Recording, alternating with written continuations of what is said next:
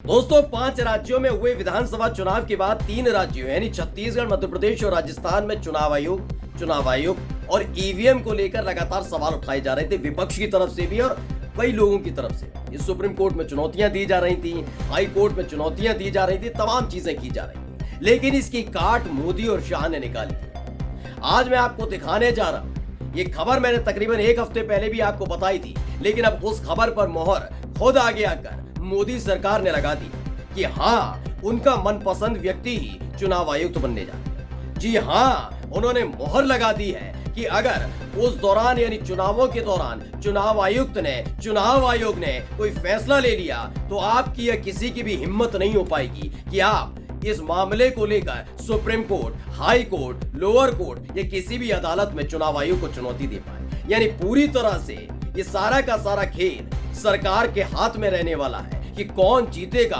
कौन हारेगा, किसकी बनेगी सरकार। नमस्कार, मैं हूं प्रज्वल गौतम और आप देख रहे हैं सैम टीवी। दरअसल एक विधेयक की चर्चा इस पूरे हंगामे के बीच दबकर रह गई कि कैसे विपक्षी पार्टी के उन सांसदों ने जगदीप धनखड़, जो इस देश के मौजूदा उपराष्ट्रपति हैं और राज्यसभा के सभापति हैं, उनकी मिमिक्री कर दी।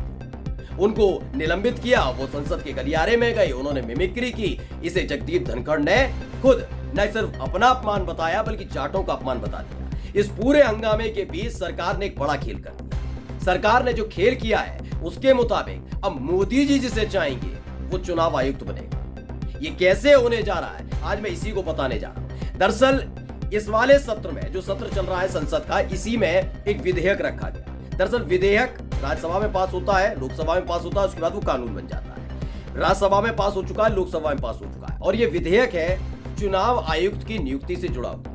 दरअसल अब तक चुनाव आयुक्त की नियुक्ति 3 लोग करते थे, अब भी 3 ही करेंगे इस कानून के बाद, लेकिन जो 3 लोग करते थे वो कौन कौन थे? प्रधानमंत्री, दूसरे मुख्य न्यायाधीश और तीसरे लोकसभा में नेता प्रतिपक्ष। लेकिन इनमें से मुख्य न्यायाधीश को इस विधेयक के मुताबिक यानी नए कानून के मुताबिक हटा दिया गया है। अब इनकी जगह किसे लाया गया है? कैबिनेट मंत्री। अब मैं अपने ऊपर उदाहरण लेकर बताता हूं। मैं मोदी जी का बहुत खासम खास हूं और वो चाहते हैं कि मैं चुनाव आयुक्त बनूं, लेकिन नेता प्रतिपक्ष मुझे नहीं चाहते। ऐसे में वो अपने मनपसंद को देंगे वोट, यानी जो नेता प्रतिपक्ष का वोट जाएगा वो किसी अदर पर्सन को जाएगा, लेकिन मोदी जी मुझे वोट करेंगे क्योंकि वो मुझे चुनाव आयुक्त देखना चाहते हैं। अब मुख्य न्यायाधीश नहीं है या कैबिनेट मंत्री है। और क्या आपको लगता है इस मौजूदा दौर में कोई भी कैबिनेट मंत्री जो मोदी जी की सरकार में कैबिनेट मंत्री है मोदी जी की बात टाल देगा? यानी नहीं, इनका वोट भी मुझे मिलेगा। अब ये कुछ भी करते रहे, जीता मैं, बना चुनाव आयुक्त मैं, और जब मैं चुनाव आयुक्त मोदी जी के आशीर्वाद से बनूंगा तो मैं किसके प्रति भरोसेमंद रहूंगा, किसके प्रति विश्वासप्रद रहूंगा, ये बताने और समझाने की जरूरत मेरे व्यूअर्स को नहीं। दरअसल इस पूरे खेल में आप कहेंगे तो बन गए तो क्या हुआ? जब धांधली करेंगे, कुछ गलत काम करेंगे, हम इन्हें छोड़ेंगे नहीं। अब आप चीख सकते हैं, सड़क पर खड़े होकर चीखिए, चिल्लाइए, चुनाव आयोग को गलत बताइए, चुनाव आयुक्त को गलत बताइए, आप ईवीएम पर सवाल उठाइए, लेकिन आपकी सुनवाई कहीं होने नहीं जाती। आप इस पूरे मामले को चुनौती नहीं दे पाएंगे। ये मैं नहीं कह रहा। सबसे पहले मैं जो खबर दिखाने जा रहा हूं उस खबर को पढ़ लीजिए। ये जो खबर है, ये खबर खुद आकाशवाणी की तरफ से डाली गई है। क्या लिखा है, पढ़े लीजिए।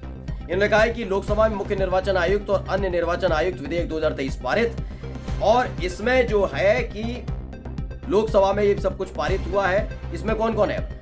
लिखा है चयन समिति में प्रधानमंत्री, केंद्रीय मंत्रिमंडल में से एक मंत्री, लोकसभा में विपक्ष का नेता या सबसे बड़े दल का नेता शामिल होगा। चर्चा और पारित करने के लिए बिल पेश करते हुए विधि मंत्री अर्जुन राम मेघवाल ने कहा कि ये विधेयक मुख्य निर्वाचन आयुक्त और निर्वाचन आयुक्तों की नियुक्ति के बारे में सर्वोच्च न्यायालय के निर्देश के रूप लाया गया। उन्होंने कहा कि मुख्य निर्वाचन आयुक्त और निर्वाचन आयुक्तों का वेतन सर्वोच्च न्यायालय के न्यायाधीशों के बराबर होगा और इसके साथ शक्तियां भी होने वाली है। कैसे होने वाली, आप कहेंगे इसमें तो लिखा नहीं है। तो इससे पहले यही खबर आकाशवाणी ने छापी थी जब ये राज्यसभा में रखा गया। श्री मेघवाल ने कहा कि नरेंद्र मोदी सरकार इस बात के लिए प्रतिबद्ध है कि देश की सभी संस्थाएं निष्पक्ष तरीके से काम करें। कौन है?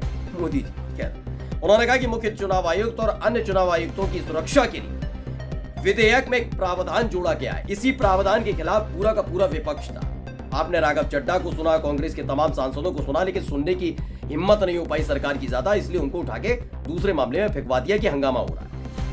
विधि और न्याय मंत्री ने कहा कि अगर मुख्य चुनाव आयुक्त और अन्य चुनाव आयुक्त ड्यूटी के दौरान कोई आदेश देते हैं तो न्यायालय उनके खिलाफ कोई कार्रवाई नहीं कर सकता। यानी ड्यूटी के दौरान चुनाव आयुक्त और चुनाव आयोग ने कोई फैसला ले लिया तो आप lower court, high court, supreme court किसी भी कोर्ट में नहीं जा पाएंगे, यानी चुनाव आयुक्त तो अपने आप में चलता फिरता कोर्ट हो गया है। उनके मामले को कोई हस्तक्षेप नहीं कर पाएगा, कोई चुनौती नहीं दे पाएगा। इस खबर को अमर उजाला ने भी छापा और जो लिखा वो पढ़ते ही आप समझ जाएंगे कि आखिरकार मंशा सरकार की क्या है। इन्होंने लिखा अपनी हेडिंग में ही, संसद अब पीएम की अगुवाई वाली समिति करेगी चुनाव आयुक्तों का चयन। सीईसी ईसी की नियुक्ति वाले विधेयक पर मुहर लग चुकी है, यानी अब खुद प्रधानमंत्री तय करेंगे कि इस देश के चुनाव आयुक्त कौन होने जा रहे हैं।